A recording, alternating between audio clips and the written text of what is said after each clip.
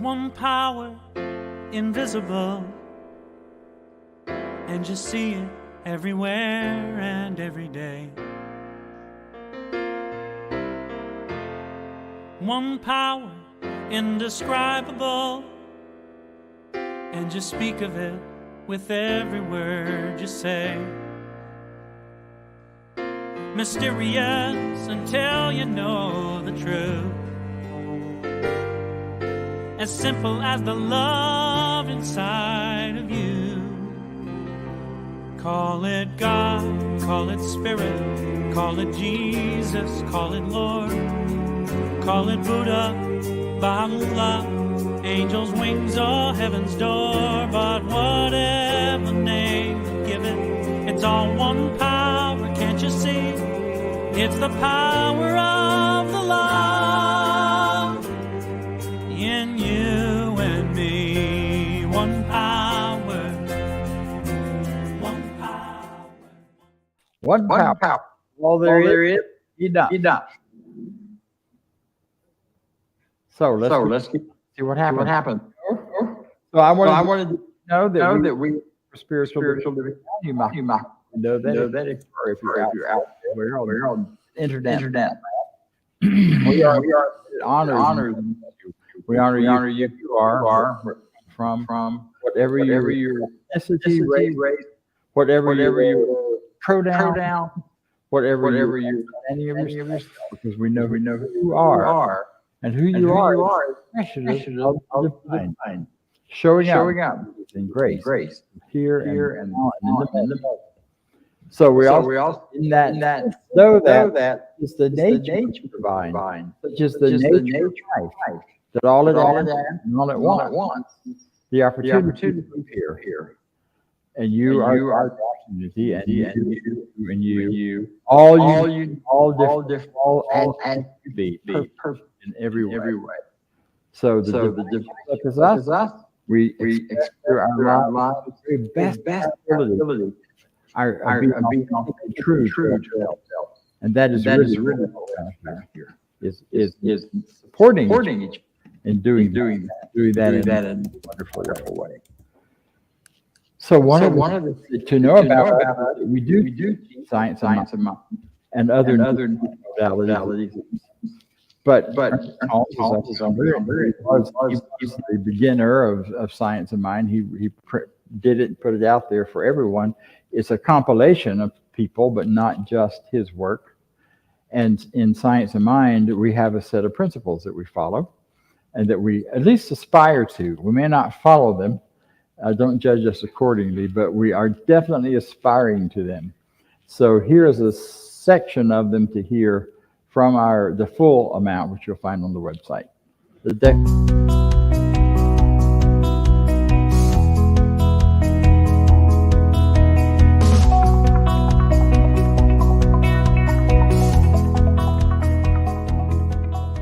I believe in one God, one absolute power and first cause to all things. I believe that this power is perfect love and creates out of a desire to express love. I believe all thought is creative, and how I choose to think creates my personal experience. I believe in the unity of all life and the immortality of the individual soul, forever unfolding. I believe in the eternal goodness, the eternal goodness of God, the eternal loving kindness, and the eternal givingness of God to all. And so it is. And so it is. And so it is. And so it is. So that was some of our board and a few practitioners.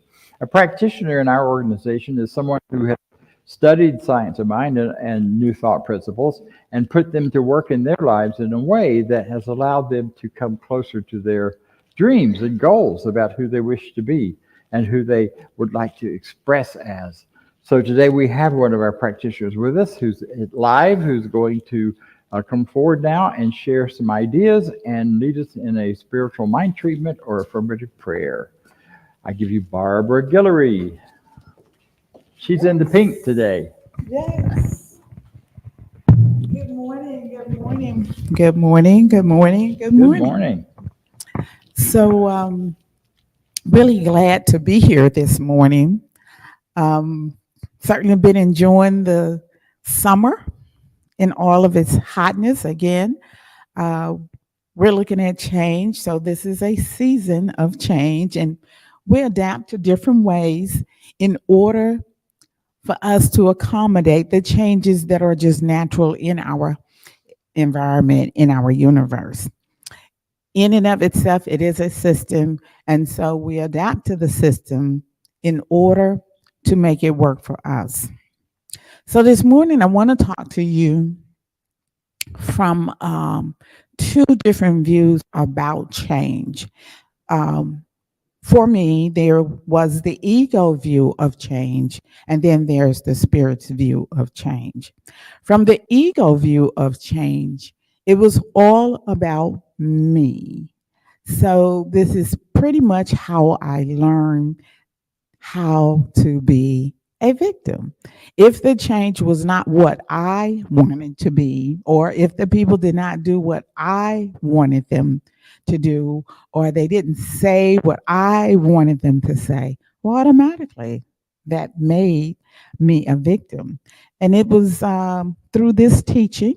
Um, I grew up in a Catholic setting environment, and coming to the center, taking the classes, doing the study, I learned there's a bigger view of change that I was not aware of at the time. But change from the ego view, guys, is just a very normal way of living. We are human beings. There are just certain experiences that we react to. And it's not a right or wrong to it. It just happens to be the way that we are in life. From the teaching here, there was a saying that said, if you see the problem, then you own the problem.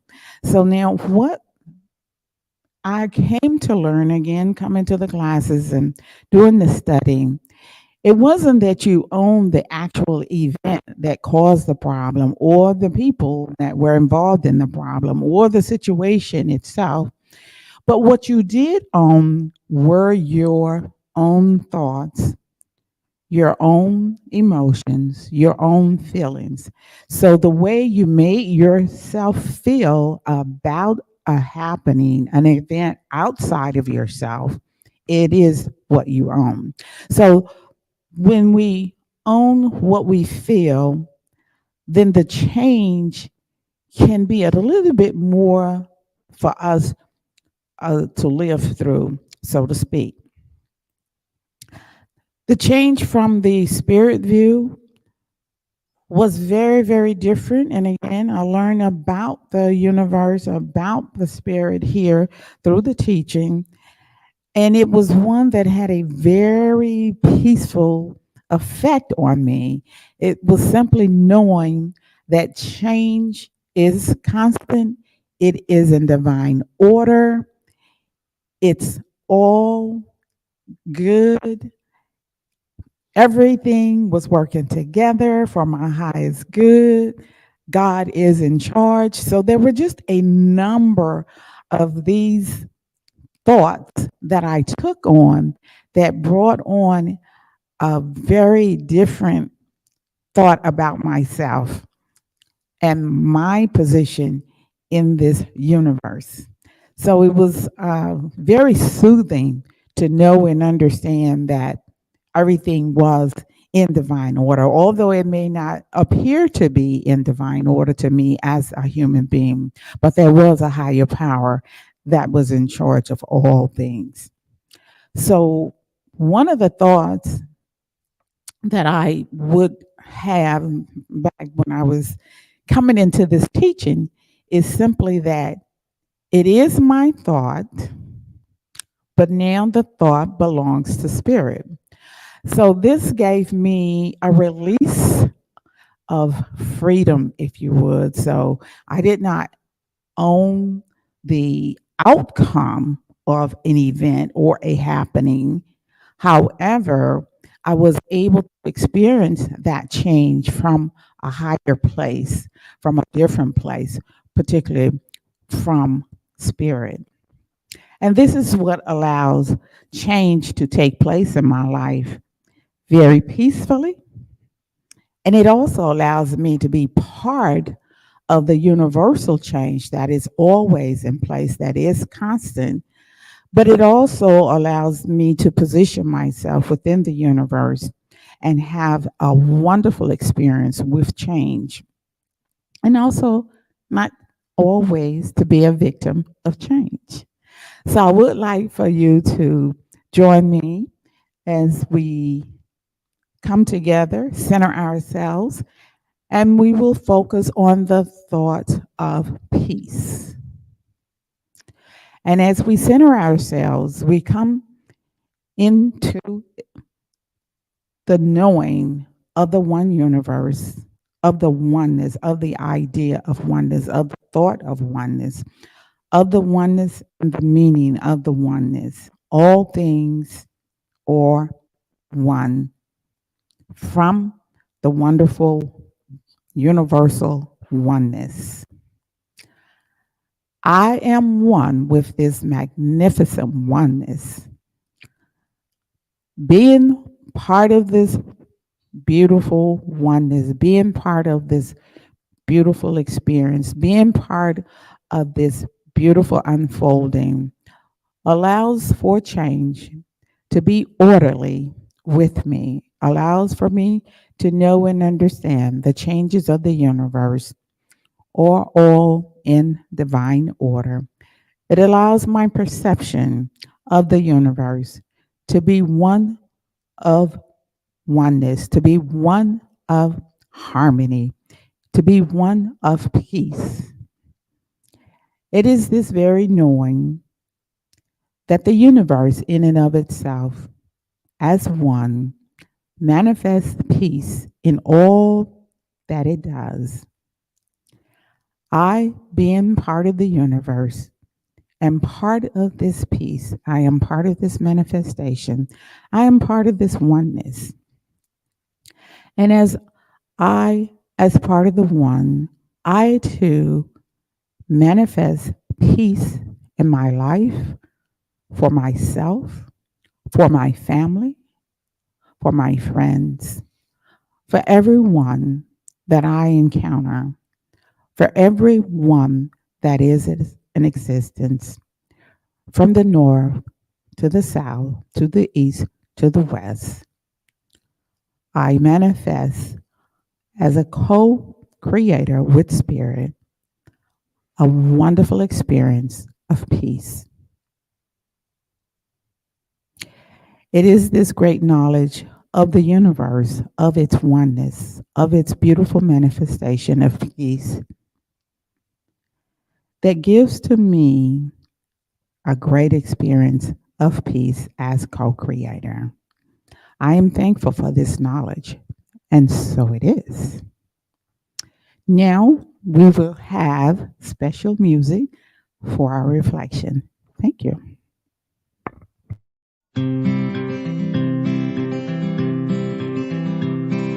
I've seen my share of struggle when I thought that I knew best, when I've sailed through a storm instead of stopping to rest. And it always seems the hardest when I've made up my stubborn mind. Well, I'm changing my ways this time. Wanna be like water coming down a mountain into shadowy canyons, flowing from pool to stream. Wanna be like water, head uphill no more. I am bound for the sea. Have you ever seen an eagle head straight into the wind?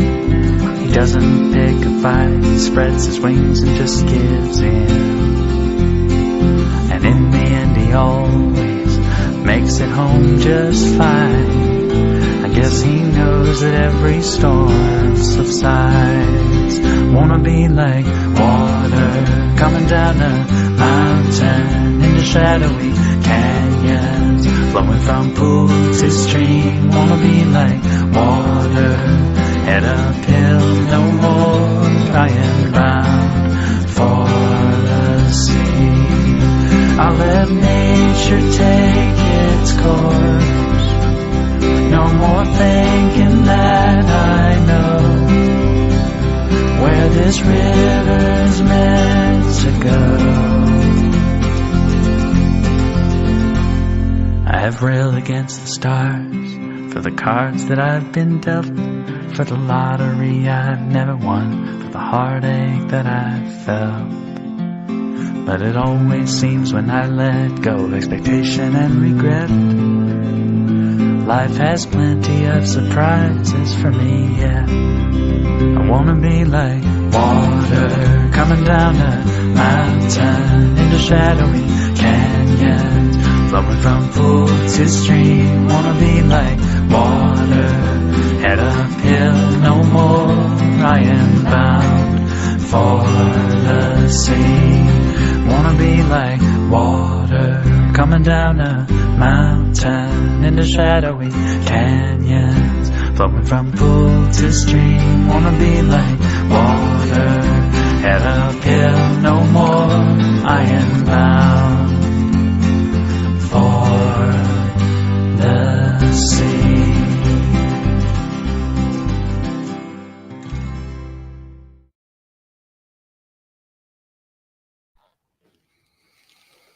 I want to be like water. No matter what you run up against, no matter where you flow or where you go or what you do, you don't change. You're still water. And we're kind of that too. You know, we're human beings and we're individual spiritual beings. And as whatever we come up against, it may seem to change our personality or change our way of looking and being and drooping in certain places. In my case here under the eyes over time. But, you know, all that kind of change is external, because the real value, the real truth, the real power of who I am and who you are never really changes. You're a spiritual being, fully formed from the very beginning and continuing now with all of the power and all of the abilities that you started out with. So no matter what we've gone through or been through, we're still those divine beings. Our purpose this month, you may be sick and tired of hearing about change. Everywhere you look, we're talking about change. I'm not talking about change like the little jingly stuff in your pocket. I'm talking about change that we are all experiencing. And we're sometimes conscious of it and sometimes not. Our purpose this month in talking about change is to provide us some conversation and some ideas and guidance for navigating our own change, navigating the changes within us as individuals and in our world as well. Because we are all, like the water in those pictures, we're being bounced off of rocks and bouncing around and whatever, and our lives may not feel or look like they used to. I know a lot of people who have just withdrawn, who have gone into their houses because it's easier than facing all the chaos out around them, at least in their perceptions. And you know, we got training in that, and starting in the year 2020, when suddenly the governments of all the nations of the world said, get indoors to save yourself. And we did. And I actually kind of enjoyed it to start with. But then after a while, not so much. But I have found in coming back out into the world, there's some challenges. I got used to being alone. I got used to being quiet. I got used to not being around people and dealing with traffic and dealing with all of the things we do together as people. So all of that is about change, whether it was the change to go inside and be quiet or the change to get out there in the world. So our purpose is to provide us with some ideas and some conversation. We'll do that today. We're here in person, by the way, folks, those out there on TV land. And we're going to have a potluck after this. So remember, the first Sunday of every month, that's what we're doing. That's where we set up the theme, and that's where we have the conversations. Navigating change. Ernest Holmes, our founder and brilliant man, said this about change. He said, life is a series of changes. Duh, we all knew that, right? And it's up to us to consciously choose how we respond and adapt to them. Oh, darn. You mean I can't just react?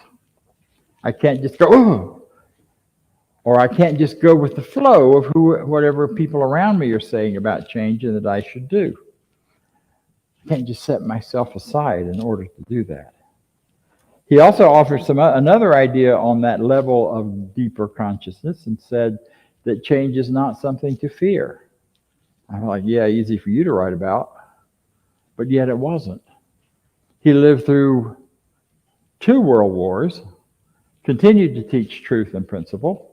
He lived through massive changes in life, born before the automobile was invented, born before many of the things we take for granted were ever even thought of, and yet through all of that development and change, maintained a real steady inner sense of who he was and what he was here for.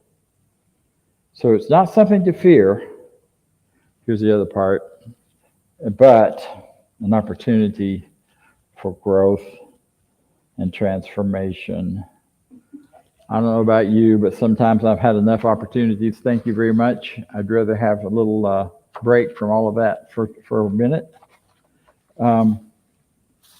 But you know, I want to talk a little bit. I want to take this idea of change back to a deep and powerful metaphysical thing, and I invite you to sing along. And it's row, row, row your boat gently down the stream. Merrily, merrily, merrily, merrily, life is but a dream. We all know that from childhood, right? It is deep and profound. I tried to find out where it originated. It's somewhere in Britain back 300 years or so ago. And it was a song taught to children. But, you know, it does carry a lot of advice for us. And that's what I want to talk about right now. And that is the first part of it says, row your boat. Now, I like Daniel Nahmod's song where he says, you know, kind of let go and go where the ocean says go and let the water carry you where the water is. I want to be like water and just flow. Yeah, that's good too. But for us, living in time and space and in physical bodies, we have the business of rowing our own boats, of taking ourselves down the stream of life, through the stream of life. And we're dealing with 2 streams which appear to be separate, but they're really the same thing. One is the stream flowing around us on the outside in our lives, in our world. And the other is the stream of consciousness, the stream of love, the stream of power, the stream of goodness, the stream of God itself flowing through us and out into the world. So both of those are there, and one mirrors the other. But if you think for a minute about the stream you're living in. Years ago, when I was working on a degree at Emory University, the secretary, who was married to the head of the department, and I had become friends, and I don't remember now what I was doing or turning something in. And she just slammed her hand out on the desk and said, you just always have to do things backwards, don't you? It is just in your nature. And I'm like, yeah, I guess I do. I don't do it intentionally. I'm not even conscious of it. And I did a little whining, and she took the paper and turned it in. But the point of that is that, you know, some of us just have a hard time with the flow of the world around us. Instead of rowing where we're going, you know, you row backwards. So that's one of the things they teach in rowing. You sit, you row, you pull, and you use all your muscles, but the direction you're going is behind you. Some of us live our lives that way. You know, we look behind us. We're rowing behind us. We're driving by only looking in the rearview mirror, which will get you in big, big trouble if that's all you do. So in your own life, think about those ways that are you always swimming upstream? Are you in a job you hate? And it feels like swimming upstream in order just to survive and keep your head above water. You know, are you swimming upstream in relationships? I've done that. You know, you swim upstream in a relationship. What does that mean? That means things like being with someone that you know doesn't work for you. You know you can love them, but you don't feel a lot coming back. and you keep making excuses for it. Swimming upstream can look like trying to make somebody be other than who they are. Nobody's ever done that in this room but me, I know. But it's the whole thing about one of the challenges for being in this teaching, I think, in relationships is that we see people for who they can be, what their potentials and possibilities are. But you can't love a possibility or potential. I mean, you can, but if you build a relationship on that, get ready, because there are going to be disappointments if they can't find that within themselves, because your idea of who they should be and theirs may be very different. And trying to create that for them, it may end up bringing us into that trying to row upstream. And then there's that inner stream where we're rowing our boat gently down the stream. That means the spirit of life is moving through us. And as we meditate and listen and get clear about that, our choices are kind of automatic. Our decisions, you still have choice. I'm not saying that goes away, but you know how a choice goes, where you feel like you've made it and then you're like, oh my goodness, this is not right for me. Or you have this feeling inside that whatever you do doesn't work. That's that upstream, trying to swim upstream. Life flows through us with ease and grace. And the way you know where downstream is inside of you is by the things you love, by the things you value. And those values and those things that you love are what give us guidance for that flow of life through us. See, we talk about a lot sometimes about surrendering to God, to life, to truth, to whatever that word is for you. That surrender isn't about surrendering to swimming upstream, or surrendering to things you hate, or surrendering to a life that isn't for you. It's really about surrendering to what is naturally you, surrendering to your gifts, surrendering to the things you'd really love to do. Often in talking with people about their careers, I say, what is that thing you would do if you just did it, where you just love it and you do it whether you got paid or not? Instead of what is the thing you need to do to make money? The money will come. You'll figure that part out. But if you're in the flow, if you're going downstream gently, then you're going to be in that place of being able to live your life, giving your gifts according to your values, according to those things that matter most deeply to us.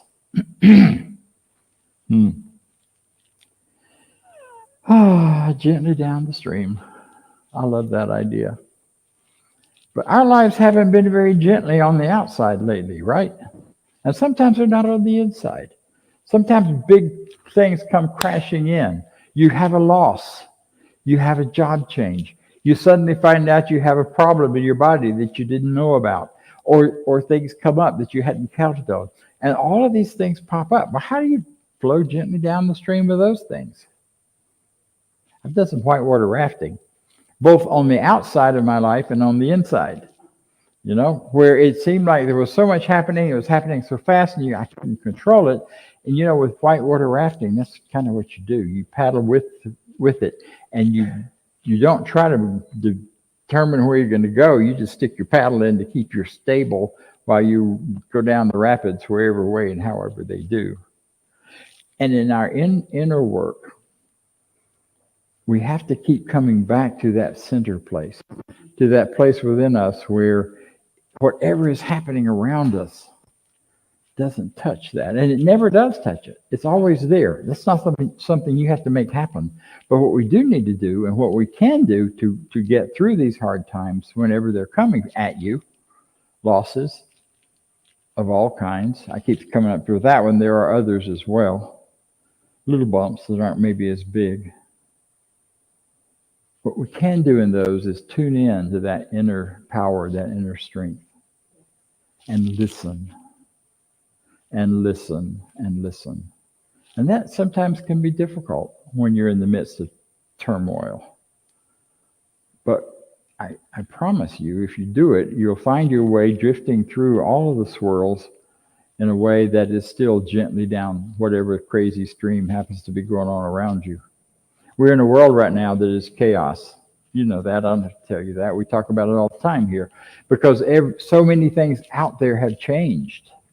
I just got back from Mexico, had a marvelous time down there. Things are changing down there really fast too, thanks to the influence of expats and others. And now the dollar against the peso has changed a lot. It's not a place to go if you don't have a lot of money and just kind of hang out and act to be the rich man or woman.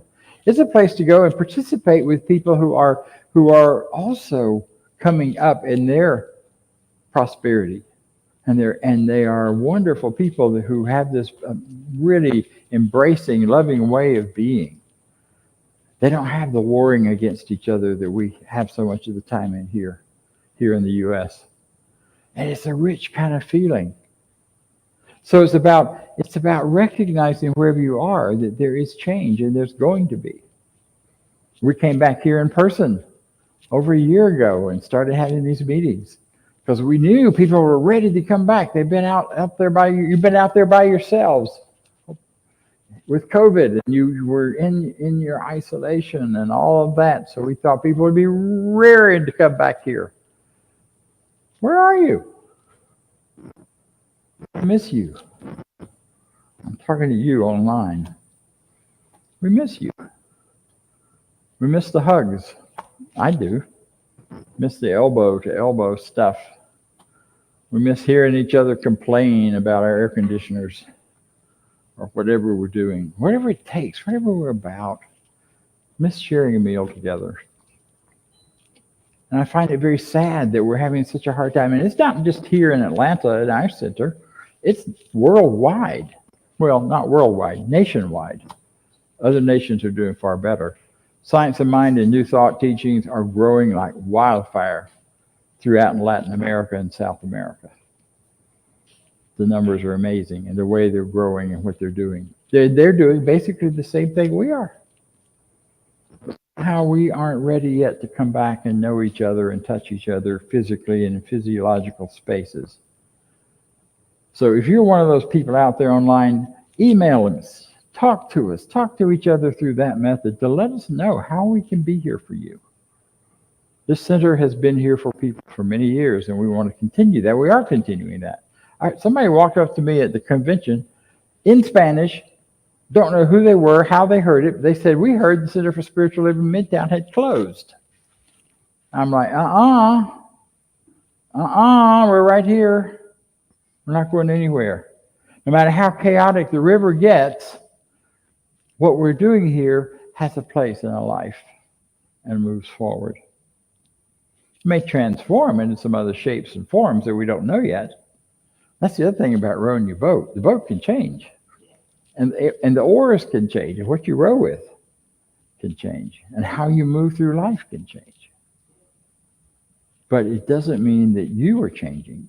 Because underneath and behind it all, you are still the rower. You're still the chooser. You're still the one navigating yourself through life. You can't stop the flow of life. Not that any of us really want to, except some days. Some days I want to say, can we just stop and let me have 2 days of vacation without thinking about anything and have nothing change during those 2 days? And that never happens because things are rapidly changing. We talked a lot this week about how we plan our lives and setting goals and taking steps toward them. Not many people can even begin to think about a 5-year plan anymore because who knows? We've had these great changes and bursts in internet and computer and chat and AI in every part of the world. I've been looking to create an AI persona for myself that looks a whole lot better than this one, but it's still not real. It wouldn't be me, but it would still look good on up there. So all this stuff is happening, but what happens through all of it is you are still you. I am still me. And we need to do those things that anchor us into that truth. So I want to share some tools with you. Speaking of chat AI, I did a little chat AI research, and it popped up with these ideas for getting through and for managing change. And you know them all already. Mindfulness was one of the first ones. being mindful of what you're doing, what you're thinking. I used to teach a process called pact. And in beginning to wake up to who we are, we make a pact with ourselves. We pay attention to what we're thinking. Because many people don't. We just go through life, it just runs. But start paying attention to what you're thinking about. Pay attention to what you think about when you're sitting at the red light with nothing to do but wait. Pay attention to what you're thinking about on those down times. Because that begins to tell you where your focus and attention is. You know? Mindfulness. They're wonderful. The internet is full of mindfulness exercises. And with that comes self-reflection. Really reflect on what are the goals and desires and things that you really believe are powerful and important in your life. Knowing and continually coming back to that is a very powerful way to stay gently down the stream instead of being thrown about by everything. Seek support. That's why we come together, and why we all come together in various places. Where there's, thousands of people at a football game or a theater, we're coming together because oneness is natural and it's who we are, and so we live that oneness in all kinds of ways, coming together in various places. Seek support. If you're in this teaching, I would say anybody that doesn't have a regular practitioner relationship, you're missing out on a whole lot of possibility for yourself. Support, someone to talk to, someone who understands and knows your visions, your ideas. I have 3 prayer partners, and I'm about to get one more that I met down south, and we're going to connect up soon. Excuse me.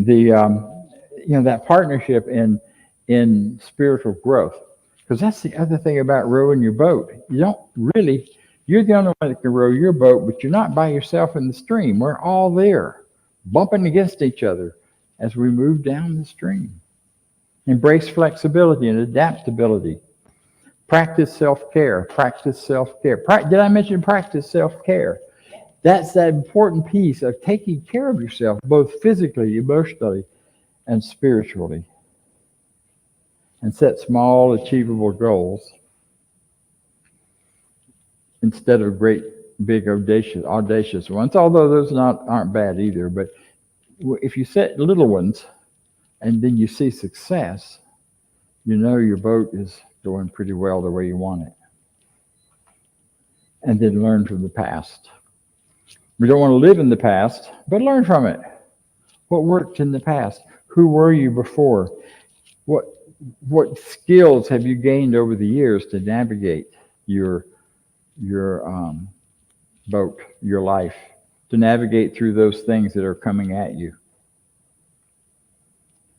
I've lived a long time, so I can think back over ways that I was working in my life spiritually back then and realize some of those things that need to be brought now. So I'm wearing one of my favorite necklaces because it reminds me of who I am. It's Kuan Yin. And Kuan Yin is all about the love and the caring. And I don't have to do anything but feel it here. And I remember why I'm here. I'm here to love.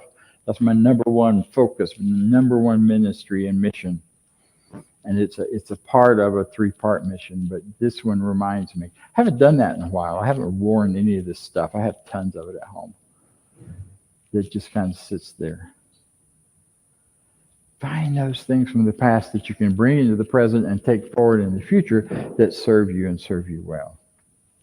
Well, the song ends with merrily, merrily, merrily, merrily, life is but a dream. And I love that part because it means whatever you're going through, however life is for you and for me, whatever chaos may be there, however we're bumping onto the rocks or going over waterfalls or whatever is happening, within us, we have a capacity for joy. Not silliness necessarily, but real joy, a real deep sense of connection with love and life and truth, a real powerful ability to go there, and an ability to laugh. We don't laugh enough. It's one of the things I really enjoyed down Mexico. I've never heard so much laugh. I've never laughed so much myself at silly things. Too much of the time we're afraid of bruising each other's egos. But when we really know each other well, we know who we can laugh at and what we can't and what we could. When I think of this, my favorite story around this is from Steel Magnolias after the funeral of the daughter that passes away, or during the funeral. The mom and Wheezy and some of the other characters all kind of go off by themselves and walk over to her grave, and we're just standing there, and the mom just starts getting so mad, and her anger just spews out how angry she is that her daughter's dead, how angry she is at life, the way it's dealt her this hand, and everything. When she stops, she finally finishes and spews all she can. They all just stand there and then burst out laughing. Because what else can you do? I've had the giggles at funerals more than I care to admit, but they've often been just right, exactly what we needed. Laughter is so important. And you've been to memorial services where people start telling stories about the humor and love that a person has and how that stirs us up in the best possible way. So that joy, that fun, that merrily down the stream. And you know what? No matter how you do it and how you try to do it and how you try to manipulate things to be otherwise, you're going to go down the stream. You can try not to, but you're gonna. So why not do it for fun? Why not relax into it and let the life moving through you, the ideas, the dreams, the hopes, the feelings, the directions, why not relax into them and just flow with it? Because that's where the joy is. You may not know the hows or the whats. The how is God's business, the infinite mind's business. The what's our business. What do you want to be? How do you want this life to be? What do you want downstream to look like? I like that Daniel Nahmod song. We're all headed for the sea. We're all headed for the oneness. We're headed for love. We're headed into a greater beingness than we've ever known before. Because we're wonderful. You're wonderful. So am I. So it is. So, thank you. So to hear a little more about how you may support us, we're supporting you. We're here to support you, and we support you out there in TV land, for lack of a better word. I'm showing my age. And we appreciate any ways that you can keep that circulation going and support us back.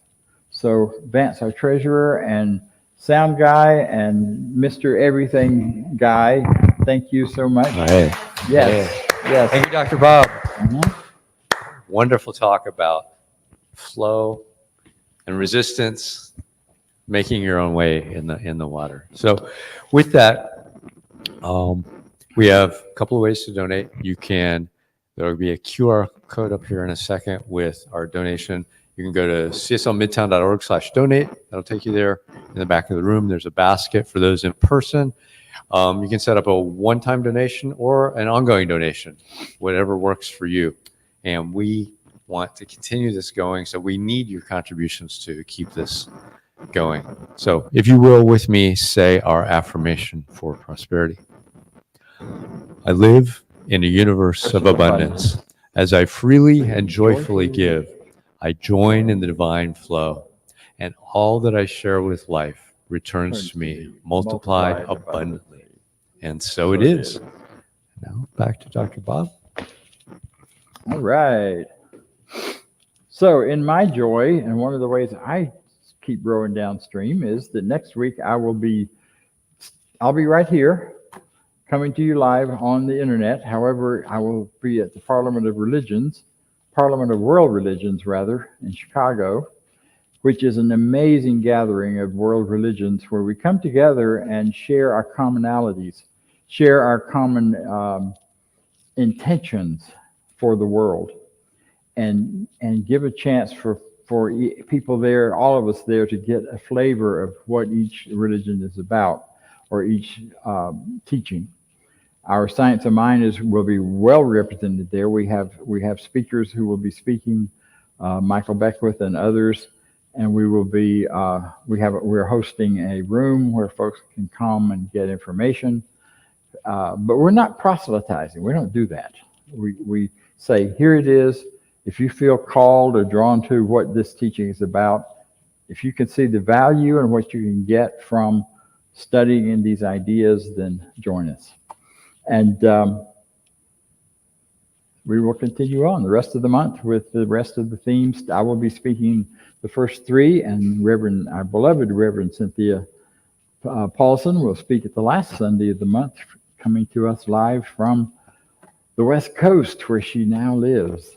I'm still getting used to that idea.